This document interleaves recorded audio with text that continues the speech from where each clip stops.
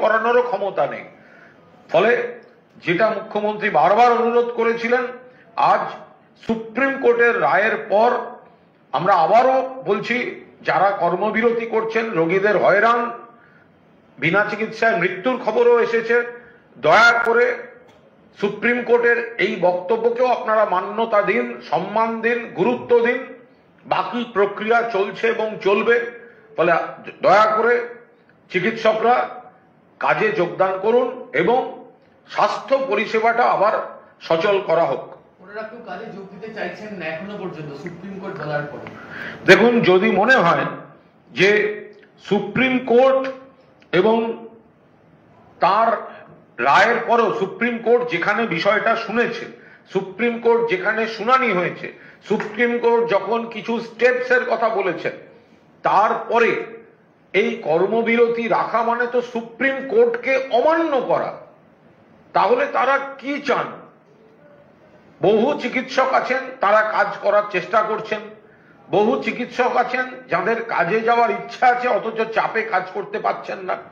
আবার অনেকে আছেন, আমরা কাজ করব না, কাজ করতে দেব না। এটা কেন?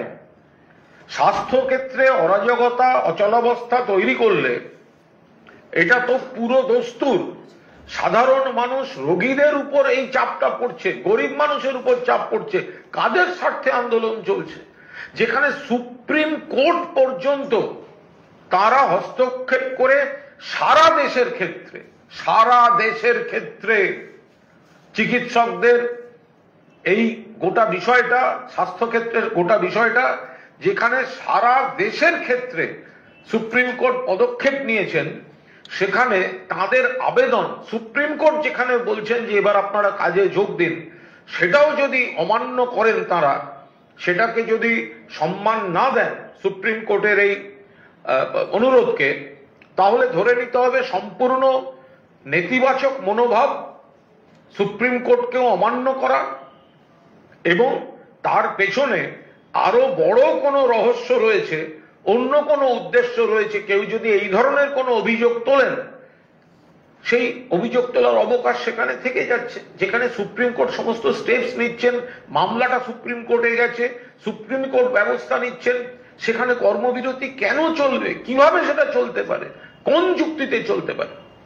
আমি একটা কথা, 1 মিনিট, আপনি প্রশ্নটা করলেন ওনারা কর্মবিরতি চালিয়ে যেতে চাইছেন। এই ওনারা বলতে কারা? চিকিৎসকরা। চিকিৎসকরা মানে কি সামগ্রিকভাবে সমস্ত পশ্চিমবঙ্গের ডাক্তাররা আজকে বলছেন আমরা চিকিৎসা করব না মানুষের? আমি এই প্রশ্ন এই ডাক্তারদের কতিপয় নেতাকে রাখতে চাইছি।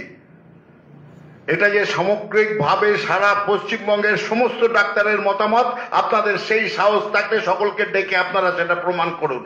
আমার মনে হয় না এই কতিপয় রাজনৈতিক উদ্দেশ্য প্রণোদিত নেতা তারা বিপথে চালিত করছে এই ডাক্তারদের, এবং ওই সুরক্ষার দাবিতে তারা, যেটা কুণাল বলল, সামগ্রিকভাবে এই চিকিৎসা ব্যবস্থাটাকে ভেঙে দেওয়ার চেষ্টা করছে।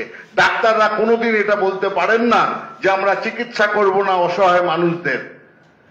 আজকে সেই ঘটনা তারা করছে, যেটা বললো সুপ্রিম কোর্ট মনে করে না যে ডাক্তাররা কখনো তারা সমবেতভাবে এইভাবে কাজ ছেড়ে দিয়ে চলে যাবে, কর্মবিরতিতে যাবে, এবং মানুষ থাকবে, গরিব মানুষ, অসহায় মানুষ, তারা চিকিৎসা পাবে না।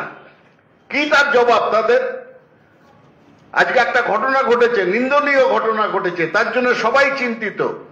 সে মহাত্মা গান্ধীর হত্যার থেকে শুরু করে নির্ভয়া কাণ্ড থেকে মণিপুর এবং আজকে আরজিকর, এক একটা ঘটনা সমাজকে সচেতন করে তোলে, তার মধ্যে আলোচনা শুরু হয়। আজকে সুপ্রিম কোর্ট সেই দিক নির্দেশ করেছে। আজকে সুপ্রিম কোর্ট যা যা কথা বলেছে তার অনেক অংশ দেখা যাচ্ছে ভার্মা কমিশনের যে রেকমেন্ডেশন ছিল নির্ভয়া কাণ্ডের পরে, তার থেকে তারা তুলে তুলে নিয়ে এসছেন। তার মানে বুঝতে পেরেছেন নির্ভয়া কাণ্ডের পর যে কর্মকাণ্ড হয়েছিল, যে আলোচনা হয়েছিল সারা দেশব্যাপী, 80,000-এর বেশি রেকমেন্ডেশন এসেছিল ভার্মা কমিশনের কাছে। তারা কিছু আইন বদলের কথা বলেছিলেন, কিছু রেকমেন্ডেশন করেছিলেন। তার মানে সেগুলো তখন যথেষ্ট নয়। এখন আবার সুপ্রিম কোর্ট একই দিকে দিক নির্দেশ করছে, সমাজকে স্বাভাবিক করার জন্য, সমাজ থেকে অপরাধ দূর করার জন্য। আর সেক্ষেত্রে ডাক্তারবাবুরা, আমি আবার বলছি কতিপয়, এই ওরা বললেন না, আমার মনে হয় না যে যদি 100 ডাক্তার থাকে সামগ্রিকভাবে তার মধ্যে 2-3 জন মাত্র এই মতে করে তাদেরকে আটকাচ্ছেন, নয়তো সমস্ত ডাক্তাররা বলতে পারেন না ওই অসহায় রোগী গরিব মানুষ তাদের চিকিৎসা আমরা করব না, আমরা রাস্তায় বসে প্রতিবাদ করব। কার বিরুদ্ধে প্রতিবাদ? কিসের প্রতিবাদ? জাস্টিস বলছেন, জাস্টিসের জন্যই তো সুপ্রিম কোর্ট, জাস্টিসের জন্যই সুপ্রিম কোর্ট আজকে এতগুলো কথা বলেছেন। তারা বলেছেন যে জাস্টিস হচ্ছে না, তাহলে তাদের বিশ্বাস নেই। We want justice, supreme court দেখছে, সেই সুপ্রিম কোর্ট বলছে তোমরা কাজে যাও, সাধারণ মানুষের পাশে দাঁড়াও। তারা বলছেন উই ওয়ান্ট জাস্টিস, কিন্তু আমরা সাধারণ মানুষের চিকিৎসা করে তাদের প্রতি জাস্টিস করব না। আমি সেই ডাক্তারদের আবার অনুরোধ করব, মনে করিয়ে দেব, আপনাদের সমাজের প্রতি একটা বড় কর্তব্য হচ্ছে চিকিৎসা করা, সেটা ভুলে যাবেন না। এক মিনিট, দেখুন, সব পেশাতেই বিচ্ছিন্ন ঘটনা, ভালো খারাপ সব থাকে। এটাও মনে রাখতে হবে, এখানে যেমন একজন চিকিৎসক খুব নৃশংসভাবে ধর্ষিতা এবং খুন হয়েছে, খুব নিন্দনীয়, এবং ডাক্তারবাবুদের আবেগে লাগাটা স্বাভাবিক। পাশাপাশি কয়েকদিন আগে ওড়িশায় একজন ডাক্তারবাবু অন ডিউটি, তিনি 2 জন রোগিণীকে ধর্ষণ করে অ্যারেস্ট হয়েছেন।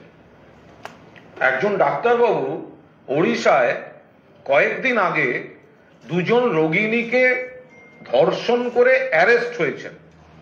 তো সব পেশাতেই, সব জায়গায় সমাজে ভালো খারাপ দুদিক আছে। তো এখানে একটি খারাপ ঘটনাকে কেন্দ্র করে যা চলছে, কোথাও তো একটা থামতে হবে। যেখানে মুখ্যমন্ত্রী 12 ঘন্টার মধ্যে একজন অ্যাকিউজডকে অ্যারেস্ট করিয়েছেন, এখন জাস্টিস সিবিআই এর হাতে রয়েছে। জাস্টিস যারা দিতে পারেন, এই দেশে সর্বোচ্চ যে জাস্টিস দিতে পারে সেটা হচ্ছে সুপ্রিম কোর্ট। সুপ্রিম কোর্ট ব্যবস্থা নিচ্ছে, সুপ্রিম কোর্ট আবেদন জানাচ্ছে যে আপনারা কাজে যোগ দিন। তারপরেও যদি কেউ কাজে যোগ না দেয়, তাহলে একেবারে স্পষ্টভাবে ধরে নিতে হবে এর পেছনে অন্য উদ্দেশ্য, অন্য চক্রান্ত।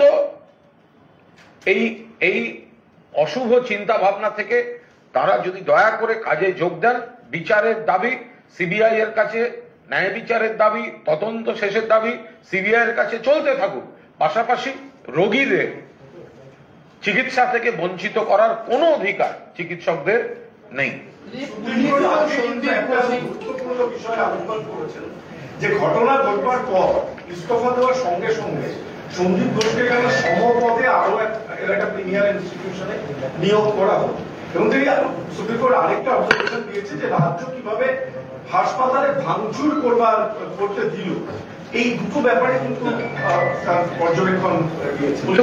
আমরা আবার বলছি, তারা যে পর্যবেক্ষণ দিয়েছেন, আমাদের যারা কনসার্ন, আমাদের রাজ্য সরকার, রাজ্য প্রশাসন, আইনজীবীরা, তারা সুপ্রিম কোর্টকে যথাযথ দেবেন। প্রশাসন কি বলছে আমরা তো কোর্ট থেকেই জানতে পারবো। যখন প্রশ্ন এসছে, যদি তারা লিখিত অর্ডারে এ থেকে জানতে চান এই বিষয়ে, তো নিশ্চিতভাবে দেবেন। আমরা শুধু এইটুকু বলতে পারি যে ওনার কনসার্ন ব্যক্তির বদলির অর্ডারটা তার আগের দিন হয়ে গিয়েছিল, ফলে তার মাঝখানে কেউ ইস্তফা দিয়েছেন কি দেননি এটা প্রশাসন দেখবে, স্বাস্থ্য প্রশাসন দেখবে। কিন্তু বদলির অর্ডারটা, অর্থাৎ তাকে আরজিকর থেকে সরিয়ে অন্য জায়গায় ট্রান্সফার, এই বদলির অর্ডারটা হয়ে গেছিল। ফলে যে ভুল বোঝাবুঝিটা হচ্ছে যে ইস্তফার পর পোস্টিং হয়েছে, সম্ভবত সেটা কমিউনিকেশন কোনো গ্যাপ, সেটা ঠিক নয়। এ বিষয়ে যা যা বলার, বা হসপিটালে আমরা সেদিন দেখেছি লোক খেপানো হচ্ছিল, যেখানে বিরোধীরা রাজনৈতিক জমায়েত করে সাধারণ মানুষের আবেগকে বিপথে চালিত করছিলেন। তারা পুলিশের সঙ্গে ধস্তাধস্তি করে ব্যারিকেডটা ভেঙে দেন। সেই ব্যারিকেড ভাঙা অবস্থায় লোক ভেতরে ঢুকে গন্ডগোল করেছে। ওই দিন ওই সময় পুলিশ যদি লাঠিগুলি চালাতে যেত, তাহলে স্ট্যাম্পেড হয়ে শতাধিক মানুষের মৃত্যুর আশঙ্কা ছিল ওখানে। ফলে পুলিশের উপর আক্রমণ হয়েছে, পুলিশ রক্তাক্ত হয়েছে, কিন্তু পুলিশ সেই জায়গায় দাঁড়িয়ে একজন মানুষের মৃত্যুও কিন্তু হতে দেননি। ফলে পুলিশ সংযত ছিল। এবার সর্বোচ্চ আদালত যদি জিজ্ঞাসা করে থাকেন প্রশাসন কি বলবে আপনারা সেই সময় কোর্ট থেকে জানতে, সেটা তো প্রশাসন দেবেন। এ ব্যাপারে আমরা দলের তরফে আলাদা করে তো কিছু বলবো না। আমরা যেটুকু বলার প্রথম দিন থেকে বলে আসছি, আজও একই কথা বলে যাচ্ছি।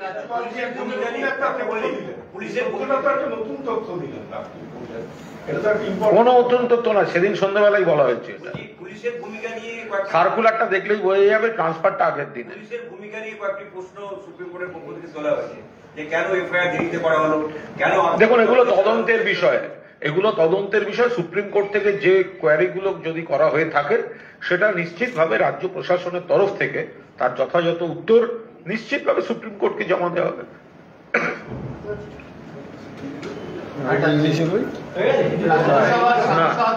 বাংলা হয়ে গেছে তো? তার যে টুইট তিনি সেটা ডিলিট করলেন এবং কোর্টের তরফ থেকে বলা হলো, আমরা এটা প্রথম দিন থেকে বলছি। সুখেন্দু শেখর রায় আমাদের সিনিয়র লিডার। আরজি করের ঘটনা মানুষের আবেগ, আমাদেরও প্রত্যেকের আবেগ, মুখ্যমন্ত্রীর আবেগ, অভিষেক বন্দ্যোপাধ্যায়ের আবেগ, তৃণমূল কংগ্রেসের আবেগ। নিশ্চিতভাবে সুখেন্দু শেখর রায়েরও আবেগ থাকবে, প্রতিবাদ থাকবে, কিন্তু তিনি তার টুইটে যে বিভ্রান্তিকর ভিত্তিহীন অভিযোগ করেছিলেন, যে আপত্তিকর মন্তব্য করেছিলেন, পুলিশ শুধু সেই কারণে তাকে নোটিশ পাঠিয়েছিল। আমি গতকালও বলেছি, উনি হাইকোর্টে যাওয়ার পর রজ্জুতে সর্বভ্রম করছেন।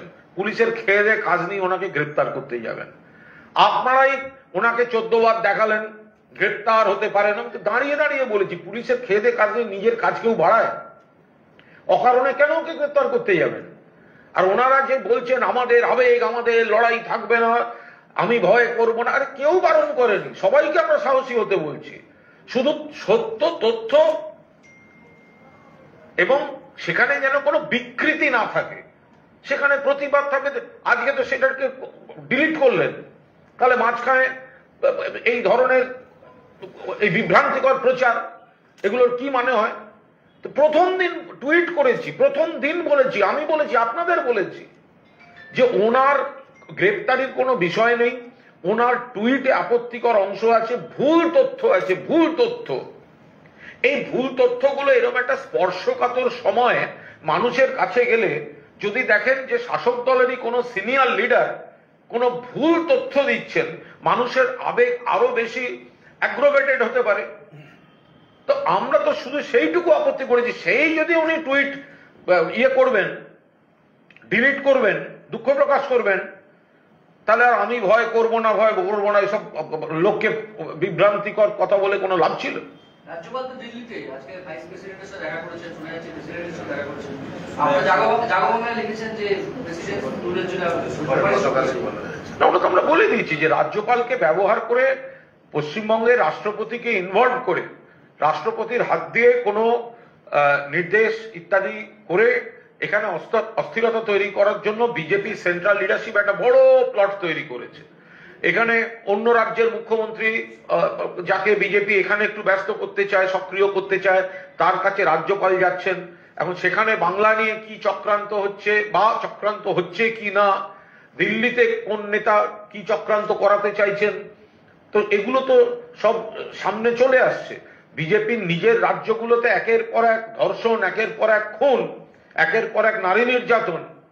পার্লামেন্ট, সেখানে এমপি ব্রিজভূষণ আমাদের সোনার মেয়েদের, মহিলা কুস্তিগির, সাক্ষী মালিকদের প্রতিবাদের সময় দিল্লি পুলিশ গিয়ে মেয়েদের উপর লাঠি চালায়, আর যার বিরুদ্ধে অভিযোগ সে পার্লামেন্টে নরেন্দ্র মোদী, অমিত শাহের সঙ্গে বসে থাকে। তো সেই বিজেপি এখন বাংলায় জিততে পারবে না জেনে অরাজকতা তৈরি করার চেষ্টা করছে। তার হাতিয়ার করছে রাজভবনকে, এবং রাজভবন এই চক্রান্তের মধ্যে ইনভলভ কিনা আমরা সেই প্রশ্নও তো তুলছি। এবং রাষ্ট্রপতিকে দিয়ে কিছু করিয়ে রাজ্যপাল কিছু পাঠাচ্ছেন রাষ্ট্রপতিকে, রাষ্ট্রপতি আবার সেটা কিভাবে বাংলায় অস্থিরতা তৈরির জন্য ব্যবহার করতে চান, এইসব একটা চক্রান্ত চলছে। শুভেন্দু অধিকারী বলেছেন এটা করা হয়েছিল যাতে ইডি না ঢুকে যায়, কিছুক্ষণ আগেই বলছেন। এটা বলতে পারবো না। এই ধরনের কথা তো সবই এর পরে হলে, ওর পরে হলে, ওর আগে হলে, এই হলে, এ অমুক জায়গায় না গেলে ওকে অমুক লোক অমুক পার্টি ধরতো, এ ওই জায়গায় না গেলে তাকে ও গ্রেপ্তার করতো, এই তো সবই কারুর আগে পরে কিছু না কিছু ঘটে যায়। তো সুতরাং যেখানে অভিযোগ এসছে কোনো প্রশাসনিক তদন্তের দরকার, আর্থিক যদি কোনো অনিয়মের অভিযোগ এসে থেকে থাকে, তো মুখ্যমন্ত্রী সেখানে সিট গঠন করেছেন, তো ভালো কথা, তো স্বচ্ছতার লক্ষণ। তাহলে কোনটা ভালো? ওনার রাজনীতি তদন্ত হবে না রাজনীতি চলবে, এটা কোনো কাজের কথা হলো? আর শুভেন্দুবাবু অদ্ভুতভাবে কোথায় ইডি যাবে, কোথায় সিবিআই যাবে, তারা কি করবে না করবে, সব ভবিষ্যৎটা তিনি প্রায়ই বলে দিয়ে থাকেন। তার থেকেই আমরা বারবার বলেছি যে বিজেপির এই রাজত্বকালে শুভেন্দুবাবু একাই প্রমাণ করে দিয়েছেন যে ইডি সিবিআই প্রধানত একটা দলীয় সংগঠনে পরিণত হয়েছে, এবং প্রতিটা কথায় শুভেন্দুবাবু সেটা প্রত্যেক দিন নতুন করে প্রমাণ করেন। সুতরাং শুভেন্দুবাবুই এই কথাগুলো বলতে পারবেন, এবং এই জিনিসটা তিনি ব্যাখ্যা করতে পারবেন যে ইডির সঙ্গে কি তার কথা হয়েছে, ইডিকে কে তিনি নিয়ন্ত্রণ করেন বা তাদেরকে হুকুম করেন কি পশ্চিমবঙ্গের ক্ষেত্রে অন্তত শুভেন্দুবাবু? এই প্রশ্নগুলো কিন্তু খুব গুরুত্বপূর্ণ, এবং আপনাদের করা উচিত যে বিরোধী দল নেতা যখন কেন্দ্রীয় সংস্থাকে নিয়ে এই রকম কথা বলেন তখন তারও দায় দায়িত্ব নিয়ে তার উত্তর দেওয়া উচিত। কেন্দ্রীয় বাহিনী মোতায়েনের যে নির্দেশের কথা সুপ্রিম কোর্ট জানালেন, এতে কি কলকাতা পুলিশের উপর কোনো অনাস্থা প্রকাশ করেন? অনাস্থা বলে আমরা মনে করছি না, কিন্তু এটা তো একটা ঘটনা যে অবস্থাটা একটুখানি স্পর্শকাতর হয়ে আছে, এবং বেশ কিছু রাজনৈতিক দল তাদের বেশ কিছু গুন্ডা বদমাইশ দুষ্কৃতিকারী নিয়ে তারা আরজি করকে লক্ষ্য করে যেভাবে সেদিন ভাঙচুর হয়েছিল, যেভাবে হঠাৎ এক জায়গায় জমায়েত হয়েছিল অত লোক, এবং আজকে তো বিচার চাওয়ার দাবি, রাত্রেবেলায় মহিলারা এক জায়গায় হয়েছেন রাতটা মহিলাদের বলে, এবং শান্তিপূর্ণভাবে তারা প্রতিবাদ জানাচ্ছেন, তার পেছন দিয়ে এত লোক দুষ্কৃতকারী এক জায়গায় হওয়া এবং আরজি করকেই এই হাসপাতালকেই টার্গেট করে তাকে ভাঙচুর করা, এই ঘটনাগুলো তো সামনে এসছে। সুতরাং আমার মনে হয়েছে বা আমাদের মনে হয়েছে সুপ্রিম কোর্ট এই বিষয়টা দেখে সেখানে যাতে একদিক দিয়ে দেখুন আজকে ওরা চাইছে পুলিশ যাতে গুলি চালায়, যাতে এই পশ্চিমবঙ্গে আরো একটা অস্থিরতা তৈরি হয়। সেক্ষেত্রে আমার মনে হয় যে সুপ্রিম কোর্ট মনে করেছে কেন্দ্রীয় বাহিনী থাকা ভালো, কেন্দ্রীয় বাহিনী আরজি করকে কিছুদিন পাহারা দিক, এবং সেখানে আর যাতে এই দুষ্কৃতকারীদের নিয়ে এই তথাকথিত কিছু বিরোধী দল তারা কোনো রকম ষড়যন্ত্রমূলক কাণ্ড কারখানা না করতে পারে। সর্বশেষ বিষয়টা হচ্ছে যে মুখ্যমন্ত্রী মমতা বন্দ্যোপাধ্যায় বলেছিলেন গত রোববারের মধ্যে কলকাতা পুলিশ তদন্ত শেষ করে ফেলবে, ফলে কলকাতা পুলিশের হাতে তদন্ত থাকলে রোববারের মধ্যে ব্রেক থ্রু হয়ে যেত, কিনারা হয়ে যেত। মুখ্যমন্ত্রী এও বলেছিলেন সিবিআই এর কাছে গেলে আমার কোনো আপত্তি নেই, যদি মানুষ চান, বাড়ির লোক চান সিবিআই হবে। তো রোববার অবধি সময় মুখ্যমন্ত্রী পাননি, কলকাতা পুলিশ পায়নি, তার আগে সিবিআই এর হাতে চলে গেছে।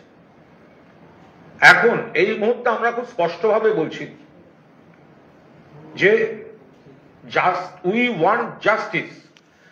Want justice from central bureau of investigation.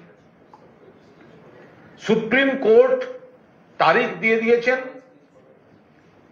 Report দিতে হবে। 22 তারিখ সম্ভবত তারা রিপোর্ট ফাইল করতে বলেছেন। আর আমরা আবার বলছি 23 তারিখ অ্যাকিউজডের কোর্টে প্রোডাকশন ডেট। কলকাতা পুলিশ যাকে অ্যারেস্ট করেছে তার প্রোডাকশন ডেট হচ্ছে 23 তারিখ অগস্ট। তো প্রোডাকশনের সময় কোর্টে কেস ডায়েরি এবং নথি জমা দিতে হয়। আমরা খুব স্পষ্টভাবে বলছি 12 ঘন্টার মধ্যে কলকাতা পুলিশ যে অ্যাকিউজডকে গ্রেফতার করেছিল 22 তারিখ সুপ্রিম কোর্টের রিপোর্টে প্রাথমিক তাদের জানিয়ে দিতে হবে যে তারা 23 তারিখই চার্জশিট দিতে চলেছেন। তাদের পূর্ণ অধিকার আছে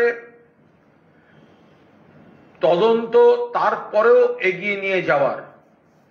যে আমরা প্রথম চার্জশিটটা দিয়ে দিলাম, এরপরে তদন্ত চলবে, ফার্দার ইনভেস্টিগেশনের প্রেয়ার কোর্টে দেওয়া হবে এবং সাপ্লিমেন্টারি চার্জশিট দেওয়া হবে যদি আরো কেউ কেউ জড়িত থাকার কোনো তথ্য প্রমাণ পাওয়া যায়। ফলে 22 তারিখ সুপ্রিম কোর্টে সিবিআই যে রিপোর্ট দেবে তাতে যেন এই ধৃত সম্পর্কে পূর্ণ কনক্লুশন থাকে, কারণ এই ধৃত কিন্তু দীর্ঘদিন সিবিআই এর কাস্টডিতেই রয়েছে। পিসি প্রেয়ার দিয়ে তারা সিবিআই কাস্টডিতে নিয়েছেন।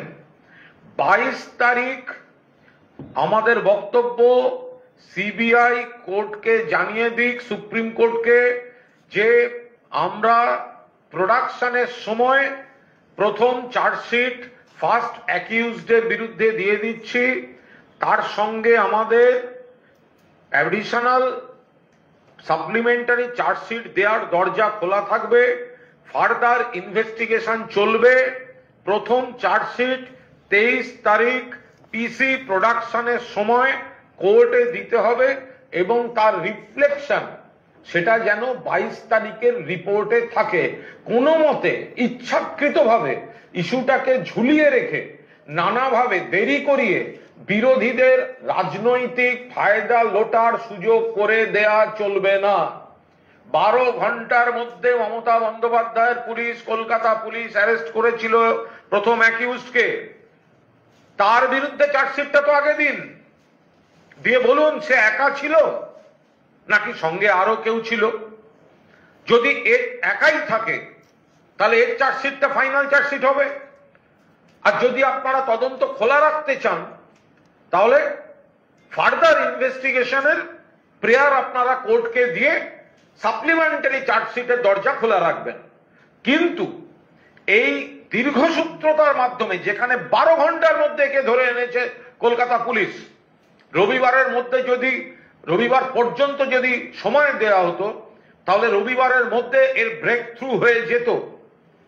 কিন্তু দীর্ঘসূত্রতা করে এখানে বিক্ষোভ, ওখানে বিক্ষোভ, এইভাবে পরিকল্পিতভাবে বিজেপিকে অক্সিজেন দেয়া, বামকে অক্সিজেন দেয়া, পশ্চিমবঙ্গে অ্যানার্কি তৈরি করার চেষ্টা করা, এই খেলা জিয়ে রাখতে আমরা কিছুতেই দেব না। 22 তারিখ কোর্টে, সুপ্রিম কোর্টের রিপোর্টে ওরা জানিয়ে দিক 23 তারিখ এই অ্যারেস্টেডের বিরুদ্ধে এরা চার্জশিট দিচ্ছে, সঙ্গে ফার্দার ইনভেস্টিগেশনের প্রেয়ার। একটা মিনিট কুণাল যে কথাটা বলল সবিস্তারে, সেইটা কিন্তু আমাদের মনে হচ্ছে, আমরা মনে করি একটা নতুন স্লোগান এর মাধ্যমে আমাদের দাবি জানাচ্ছি, এবং যারা প্রতিবাদে আছেন, যারা শুনবেন আমাদের কথা, তারা সেইটাই বলবেন যে নির্যাতিতার বিচার চাই, বিচার দাও সিবিআই। নির্যাতিতার বিচার চাই, উত্তর দাও সিবিআই। এই দুটো স্লোগানের মাধ্যমে সিবিআই কে দায়বদ্ধতা নিয়ে এই বিচারের ব্যবস্থা দ্রুততার সঙ্গে, সততার সঙ্গে, নিরপেক্ষতার সঙ্গে করতে হবে। নির্যাতিতার বিচার চাই, বিচার দাও সিবিআই। নির্যাতিতার বিচার চাই, উত্তর দাও সিবিআই। বলছি এটা একটু ইংলিশ বা হিন্দিতে প্লিজ। আরজিকরের আবহাওয়ায় দেখা যাচ্ছে যখন এই আরজিকরের ঘটনা, তখন মহারাষ্ট্রের বদলাপুরে সেখানেও ধর্ষণের ঘটনা ঘটেছে, গোটা মহারাষ্ট্র উত্তাল। আমরা তো বারবার বলছি ধর্ষণের ঘটনা অত্যন্ত নিন্দনীয়, কুৎসিত, এটা সামাজিক ব্যাধি। এই জায়গায় দাঁড়িয়ে আজকে মহারাষ্ট্র হয়েছে, আজকে সেই ঘটনা আবার হয়েছে। ফলে সুপ্রিম কোর্ট আজকে তাদের যে অর্ডার বা রায় দিয়েছেন, যা পর্যবেক্ষণ দিয়েছেন, এটা তো সারা দেশের ক্ষেত্রে প্রযোজ্য। এই কুৎসিত অপরাধ, বিকৃত মানসিকতা, ধর্ষণ এবং তার সঙ্গে কোথাও কোথাও খুন, এটা তো সারা ভারতবর্ষের প্রত্যেকটা রাজ্যে এটা সামাজিক ব্যাধি। যেটা নিয়ে এখানে রামবাম এবং বিরোধীরা রাজনৈতিক অরাজকতা তৈরি করার চেষ্টা করছেন। এটা ভারতবর্ষের সর্বত্র, যদি তার বাইরের দেশে যেতে চান তাতেও এটা সামাজিক ব্যাধি, এটা মানব সভ্যতার একটা লজ্জা। ফলে সেই জায়গায় দাঁড়িয়ে মহারাষ্ট্রে আজকে তাহলে মহারাষ্ট্রের জন্য সারা ভারত সেই প্রতিবাদগুলো হোক। শুধুমাত্র পশ্চিমবঙ্গে ভারতবর্ষের একমাত্র মহিলা মুখ্যমন্ত্রী রাজ্য বলে এখানে তৃণমূল কংগ্রেসকে আক্রমণ করা হবে, পশ্চিমবঙ্গকে অপমান করা হবে, বাংলাকে ছোট করে দেখানো হবে, এটা তো হতে পারে না। যে ঘটনা সারা ভারত জুড়ে ঘটেছে, ঘটে চলেছে, এবং যে ঘটনা বাম জমানায় বারবার ঘটেছে, একটা বিচ্ছিন্ন ঘটনা, আমরা দোষীদের ফাঁসি চাই, দোষীর ফাঁসি চাই, কিন্তু তার মানে এই নয় যে শুধুমাত্র পশ্চিমবঙ্গকে ইঙ্গিত করে এই কুৎসিত অপপ্রচারটা চলবে। মহারাষ্ট্রে ঘটেছে, আরো একাধিক রাজ্যে গত 48 ঘন্টায় এই ধরনের ঘটনা ঘটেছে। ফলে সুপ্রিম কোর্ট, আমরা বারবার বলছি, যে ব্যবস্থাটা নিয়েছেন সেটা কিন্তু সারা দেশের ক্ষেত্রের ব্যবস্থা, এটা শুধুমাত্র পশ্চিমবঙ্গ নয়। সেই কারণেই আমরা বলছি সারা দেশের ক্ষেত্রে এই সমস্যা, দেশের ক্ষেত্রে পদক্ষেপ নিয়েছেন সুপ্রিম কোর্ট, আমরা তাই স্বাগত জানাচ্ছি। বিজেপি নতুন করে 5 দিনের অবস্থান কর্মসূচি গোটা রাজ্য জুড়ে। তা বিজেপি রাজ্যগুলোতে যখন হয়েছিল কোথায় ছিল? উন্নাও, হাতরাস, প্রয়াগরাজ, বিলকিস, মণিপুর, মধ্যপ্রদেশ, দিল্লি, এবং আমাদের সোনার মেয়েরা, সাক্ষী মালিকরা, কুস্তিগিররা, তাদের শ্লীলতাহানি করেছে বিজেপির এমপি ব্রিজভূষণ। তারা যখন আন্দোলন করেছে পুলিশ পাঠিয়ে তাদের মারা হয়েছে, ধরে নিয়ে যাওয়া হয়েছে, কিন্তু ব্রিজভূষণের সঙ্গে পার্লামেন্টে একসঙ্গে বসেছিলেন নরেন্দ্র মোদী, অমিত শাহরা। ফলে বিজেপি তারা তাদের রাজ্যগুলোতে ধর্ষণ, খুন, নিহত মেয়েটি যাতে বিচার না পায় তার বাড়ির লোককে পর্যন্ত খুন, বিলকিসকে ধর্ষণ করার পর তার কন্যা সহ বাড়ির লোকদের খুন, সেই খুনিদের যাবজ্জীবন কারাদণ্ডে দণ্ডিত খুনিদের জেলের গেট খুলে দিয়ে ফুল মালা দিয়ে সম্বর্ধনা দিয়ে বিজেপি বের করে নিয়ে গেছিল, সুপ্রিম কোর্ট আবার টেনে ঢুকিয়ে দিয়েছে। সেই বিজেপি এখানে অবস্থান।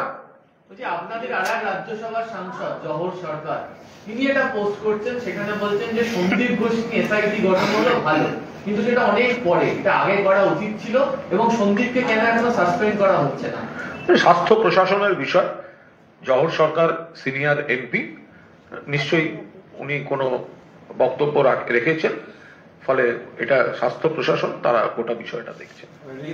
অনুদান বয়কট, সেটা ক্রমশ একে একে বাড়ছে, একবার কসবা বলছে তারা পুজো অনুদান বয়কট। দেখুন, এই পুজো অনুদান বয়কট এটা অত্যন্ত আপত্তিকর কথাবার্তা। এখন যাদের বেশি টাকা পয়সা আছে, সরকারের অনুদান যাদের লাগে না, তারা এই ধরনের কথাগুলো রাজনীতি করার স্বার্থে তারা বলতে পারেন। এই যে পুজোর অনুদান মানেটা কি? পুজোর অনুদান মানে, পুজো মানে শুধুমাত্র ধর্ম নয়, পুজো মানে শুধু উৎসব নয়, পুজো একটা বড় অর্থনীতি। এখানে মৃৎশিল্পী পাড়া, কুমোরটুলি পাড়া, সারা বাংলায় এত মৃৎশিল্পীরা ঠাকুর গড়েন, ডেকোরেটর, ঠাকুরের সজ্জা, সোলার কাজের গয়না, কাপড়, অস্ত্র, ঠাকুরের বিভিন্ন হাতের জিনিসপত্র, সেখান থেকে শুরু করে ডেকোরেটর, লাইটম্যান, ফুল চাষি, এই সমস্ত বিসর্জনের ব্যান্ড সাধারণ মানুষের কাছে পুজো কমিটির মাধ্যমে টাকাগুলো গিয়ে পৌঁছয়। পুজো হচ্ছে বাংলার বৃহত্তম অর্থনৈতিক বৃত্ত। বাংলার দুর্গোৎসব একটা বৃহত্তম অর্থনৈতিক বৃত্ত, যেখানে সমাজের কেন্দ্রীভূত অর্থ পুজোর বিভিন্ন ইভেন্টের মধ্যে দিয়ে শিরা ধমনির মতো বিকেন্দ্রীকৃত হয়।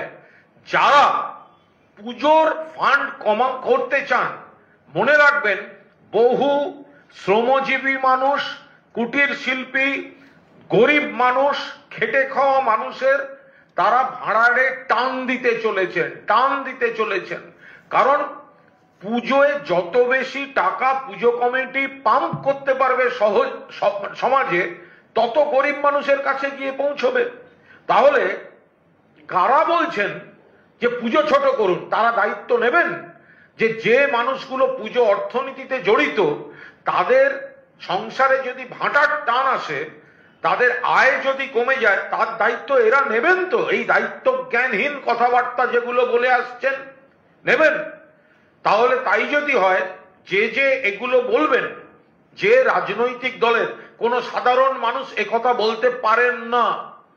পুজোর সঙ্গে কি সম্পর্ক? ফোরাম পর্যন্ত স্টেটমেন্ট করেছে কাল। একটা খারাপ ঘটনা ঘটেছে, সামাজিক অপরাধ, বিচ্ছিন্ন অপরাধ, তার সঙ্গে পুজোয় হাত দিতে যাচ্ছে কারা? পুজোকে ছোট করতে যাচ্ছে কারা? তার সঙ্গে পুজো কি সম্পর্ক? রাজ্য সরকার প্রত্যন্ত এলাকার অসংগঠিত মেহনতি মানুষের অর্থনীতিকে চাঙ্গা করতে পুজোর মাধ্যমেই টাকাটা দিচ্ছেন। সেটাকে নিতে বাধা দিচ্ছে যারা, তারা বাংলার সঙ্গে বিশ্বাসঘাতকতা করছে, মানুষকে বিপথে চালিত করছে। কোন সুস্থ স্বাভাবিক দেখেছেন? এই যে খেলার মাঠে দেখেছেন কোন প্রকৃত ক্রীড়াপ্রেমী মানুষের আবেগে লাগলে এই ধর্ষণ এবং খুনের ঘটনার প্রতিবাদ, নিন্দা 100 বার হবে। কিন্তু যে মোহনবাগান, ইস্টবেঙ্গল, মোহামেডানের জার্সি পরে যে রাজনৈতিক স্লোগান দেয়া হলো, সিপিএম এর দেখেছেন কমরেডদের হাসি মুখে সেলফি তোলা, জার্সি পরে, দেখো আমায় কেমন দেখতে লাগছে, আমি জার্সি পরেছি, হাসি মুখে কার সেলফিতে মুখ, কে ছবি তুলছেন, ফটো সেশন করতে গেছিল, তো তার সঙ্গে খেলার সম্পর্ক কি? একটা ঘটনার নিন্দা হচ্ছে, প্রতিবাদ হচ্ছে, উই ওয়ান্ট জাস্টিস, তার সঙ্গে পুজোর সম্পর্ক কি? এরা হচ্ছে এইসব অতৃপ্ত আত্মা, বাম বিজেপি অপশক্তি, বাংলাকে দেখতে পারে না, একটা ইস্যুতে সবসময় অরাজকতা তৈরি করতে হবে, এসব তাদের হাঁকডা। লাস্ট একটা প্রশ্ন করি, সুপ্রিম কোর্ট আজকে এটাও বলেছে যে শান্তিপূর্ণ আন্দোলনে কোন রকম বল প্রয়োগ পুলিশ বা প্রশাসন করবে না, সংযত আচরণ করবে। শান্তিপূর্ণ আন্দোলনে পুলিশের কড়া পদক্ষেপের তো প্রশ্নই নেই। এ তো মমতা বন্দ্যোপাধ্যায়ের নীতি, এটা তো সিপিএম জমানার, এটা তো ট্রিগার হ্যাপি পুলিশের জমানা নয়। বাম জমানায় শান্তিপূর্ণ আন্দোলনে গুলি চলা শুধুমাত্র 21শে জুলাই 1993 ধর্মতলায় 13 জন 14 জন মারা গেছেন তাই নয়। সিপিএম সরকারের পুলিশ কুচবিহারে 5 জন ফরওয়ার্ড ব্লক সমর্থককেও মেরে দিয়েছিল। ফলে আমাদের সরকার, মমতা বন্দ্যোপাধ্যায়ের সরকারের স্পষ্ট নীতি হচ্ছে শান্তিপূর্ণ আন্দোলনে কোনো অবস্থায় পুলিশ সেখানে কড়া কোনো অ্যাকশন নেবে না। তো সুপ্রিম কোর্ট এটাও বুঝেছেন যে যারা আন্দোলনকারী তাদেরও তো আইনের মধ্যে থাকতে হবে। তারা যদি আইন ভাঙেন, তারা যদি পুলিশকে প্ররোচনা দেন, তাদের আচরণে যদি লোক আহত হওয়া, জনজীবন বিপর্যস্ত হওয়ার আশঙ্কা দেখা দেয়, তখন যেটুকু না হলে নয়, পুলিশকে ব্যবস্থা নিতে হয়। হিন্দি জয়দা, আমি বেরোচ্ছি, আমার প্রচুর দেরি হয়ে গেছে।